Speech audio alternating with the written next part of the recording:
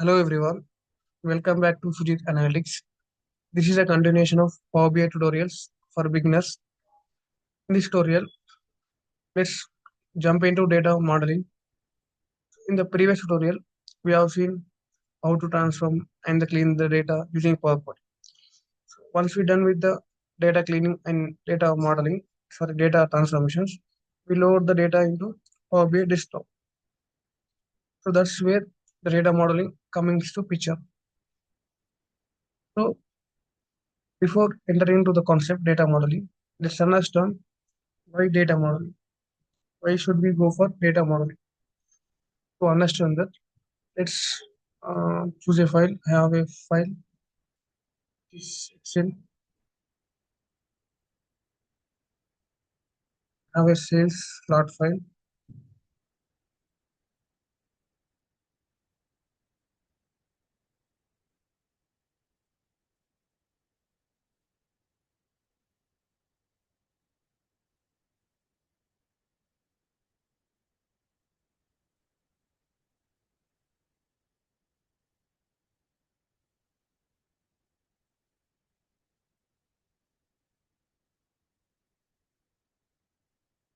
Disconnecting.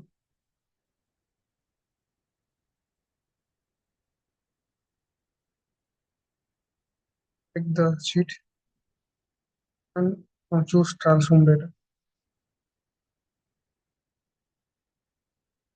When we choose it's open Power Query Editor.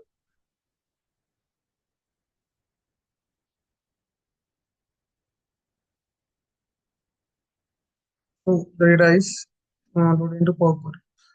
This is the data window. So what is the problem with this data is when we see here customer ID one, here one, and three. The data is repeating for every transaction. The customer ID is repeating for every transaction. The product is repeating for every transaction. The region is repeating for every transaction. The supplier is repeating for every transaction. The product name is repeating for every transaction, which lead to data redundancy. Here also the region is repeated to every transaction. So this is a one drawback of storing all the data into a single flat file. So one customer ID is repeating for every transaction. One region is repeating for every transaction, which leads to data redundancy. So this is one major drawback.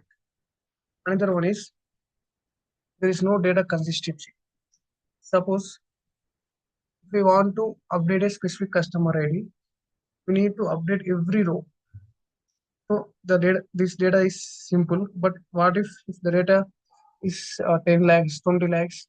If you want to update a customer, you need to update every single row of the specific customer, which is very tedious and very time consuming process.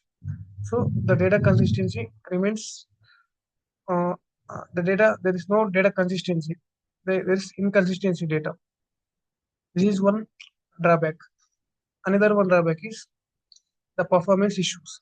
So storing all the data into a single flat file leads to performance issues on the report. Due to these issues or due to these drawbacks, we perform data modeling. In data modeling, we perform create separate tables for the suppose the sales, the date, the store, the products. So instead of storing all the data into a single flat file, we are creating separate tables and we are creating a relationship between them. So that's where the data modeling concept comes into picture. What we are doing is instead of storing data into one flat file, we are storing data into multiple fact tables. Sorry, multiple tables. So here the data modeling means data modeling. So we can define data modeling like this. Data modeling is the process of creating a structured, organized map of how data is related to each other. In the other context of Power BI, in the context of Power BI, it's about defining the relationship between the different tables you imported to make your data useful for analysis and reporting. So this is the concept of data model. So we have seen what is the concept of data modeling. So a data modeling is like setting our data correctly. So this is a quick overview of data modeling. It is not a completed, it is just beginning. In the data modeling, we have different types of schema, star schema, snowflake schema, and we have different types of relationship between them. So in this tutorial, we just seen quick overview of data modeling. So in the next tutorial, let's see the star schema and the snowflake schema, and also how to create relationship between the tables, and also how to